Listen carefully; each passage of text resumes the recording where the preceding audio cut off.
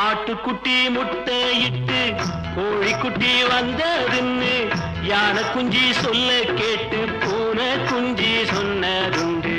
கதையில்ல சாமி இப்போ காணுது பூமி, இது மட்டும்தானா இன்னும் இருக்குது சாமி.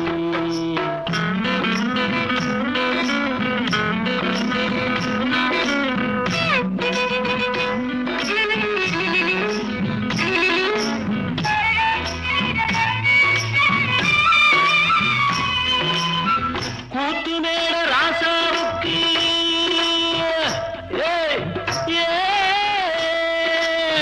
கூத்து மேல ராசாவுக்கு 102 பொண்டாட்டியா, 102 பொண்டாட்டியும் பாத்து முட்டை போட்டதுவா.